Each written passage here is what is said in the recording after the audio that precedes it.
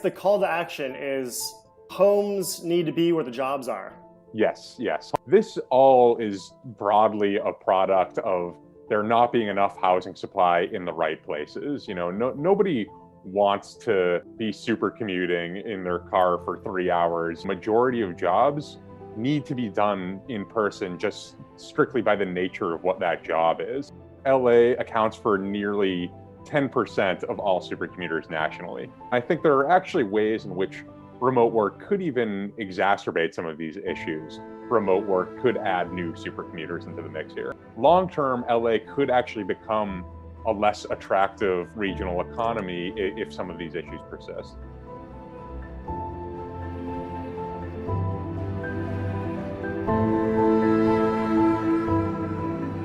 I'm Chris Salviati. I'm a housing economist at Apartment List based in San Francisco, where we're studying trends on the housing market with a specific focus on the rental market. Apartment List is the nation's fastest growing rental platform, and we are doing our best to help every renter find a home that they love by matching folks with apartments that fit their needs through a really detailed quiz flow that kind of really gets to know the renters and matches them with properties that fit them best. Apartment List is nationwide. We've got millions of listings across the US and in every major market across the country. What is an economist doing at a apartment listing marketplace? So my role at Apartment List is as part of our research team, where we're really taking, the Apartment List mission overall is to help every renter find a home that they love. And on the research team, we interpret that mission as being able to help arm renters with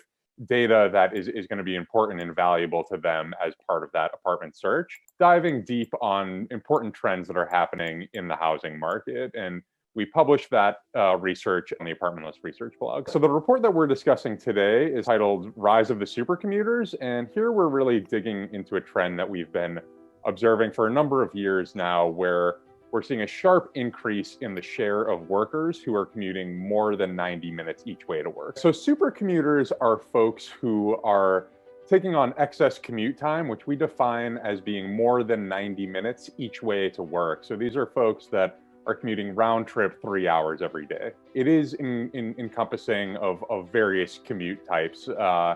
In LA specifically, we are talking primarily about folks who drive. It is definitely a car-centric city, but there's also a lot of folks who are reliant on public transit as well. And many of those folks do fall into the supercommuter category, even if in many cases they might not live a super far geographic distance if they're just dealing with inefficient public transit. The people that are underserved right now in housing are basically facing the prospect of not only having higher rents or home prices where they live, but also having to drive now further and further away from where they have their job. Exactly, yeah. So that, I think, it kind of illustrates the way in which this kind of hybrid model of remote work could exacerbate this trend. Yeah, so everyone that is familiar with LA, I think, really knows that the city is pretty famous for having some of the worst traffic in the nation, both in the city and throughout the region as a whole.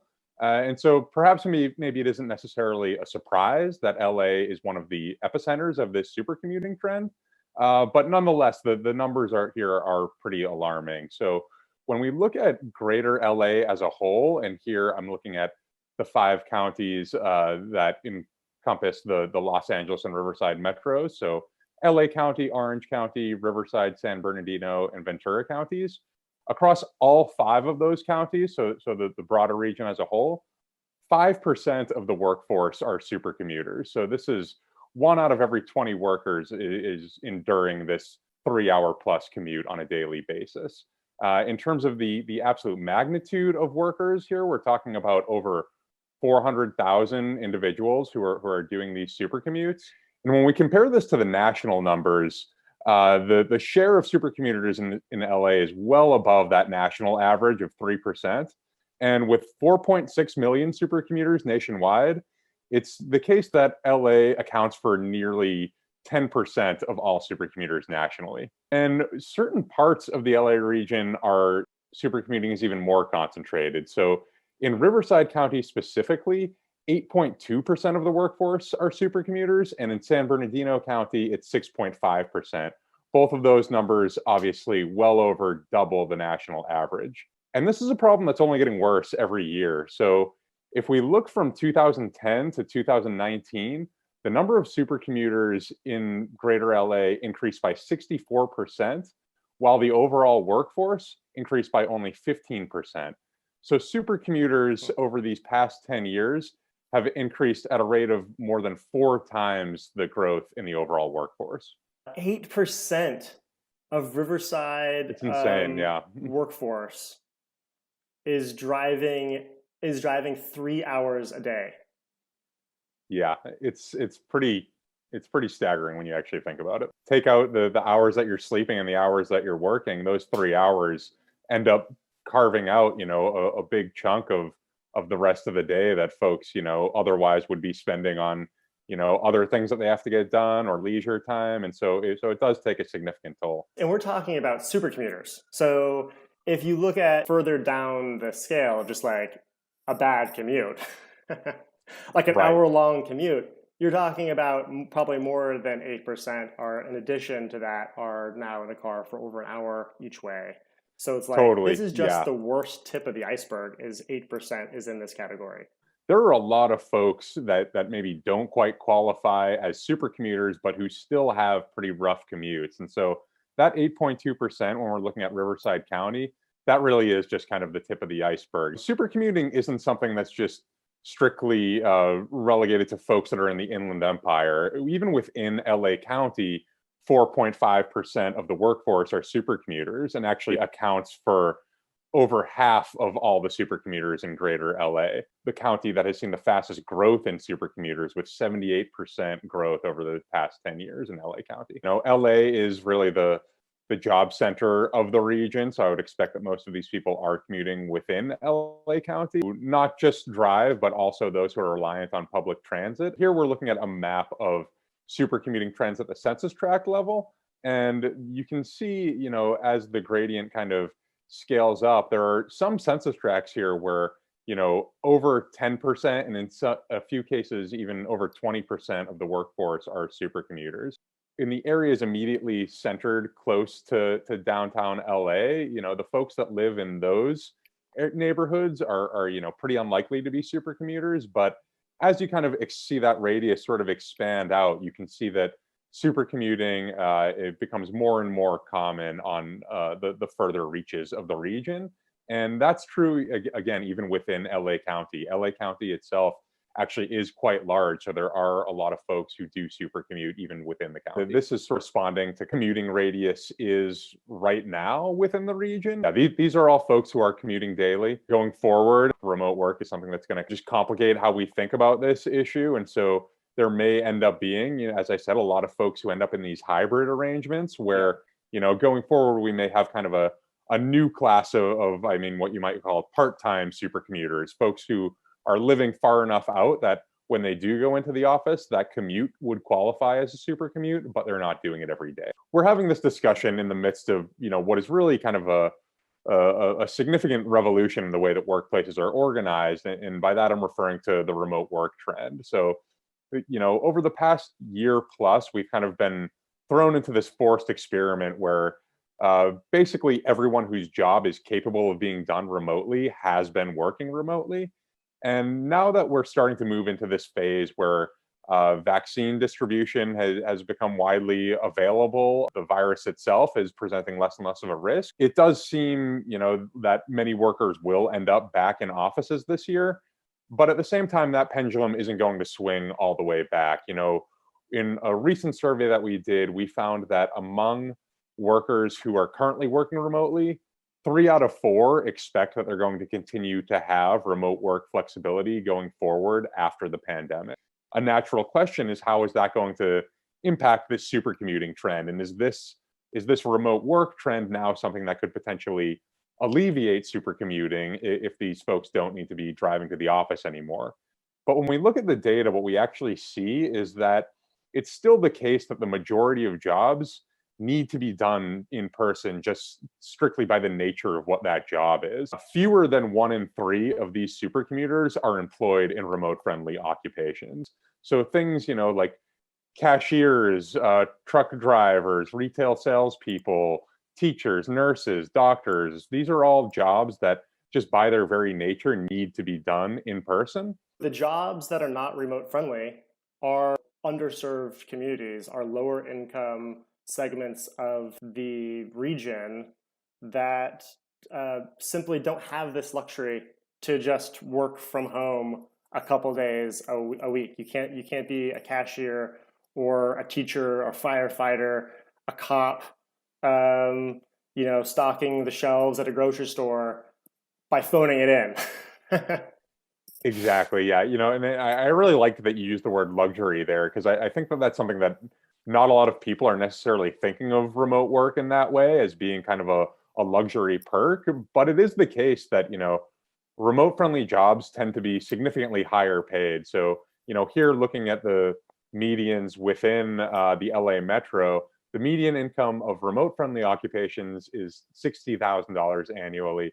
But for non remote friendly occupations, it's just under $34,000 annually. And so, these non-remote friendly jobs, we are talking about, folks who are disproportionately struggling with their housing costs. So it is the folks that are struggling most that are, in no position to really take advantage of this remote work trend. Remote work could play some role in alleviating this trend, but it's certainly not going to solve the problem on its own.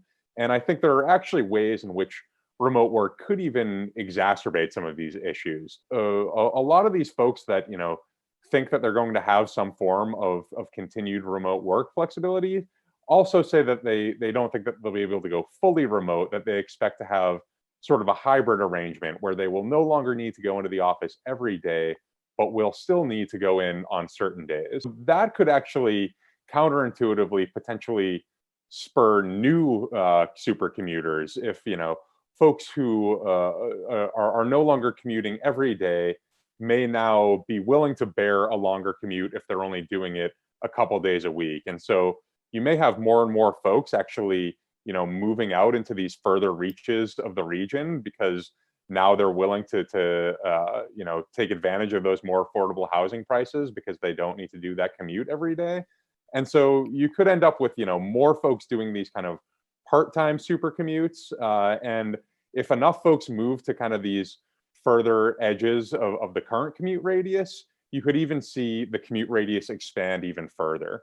Another thing that I think is important to keep in mind here with remote work is there is now going to be a significant share of the workforce potentially that will be able to choose where they want to live completely independently of where their job is located. So folks that do have this flexibility to work fully remotely. And for these workers, LA could just simply become a less attractive destination. If you're someone who is choosing your housing location, not having to worry about where your job is located, well, then a market that is as expensive and as congested as LA, may no longer seem like a great choice. And so long-term, LA could actually become a less attractive regional economy if some of these issues persist. If not having to do this daily commute means that folks are now going to be expressing more demand in kind of the periphery of the metro area, well, then you could be dealing with an issue where folks are kind of even getting priced out of these kind of peripheral regions where that's currently sort of the affordability haven. Regardless of what happens with this remote work trend, we're still talking about an issue that is fundamentally a matter of there not being enough housing supply built in kind of a transit-oriented way.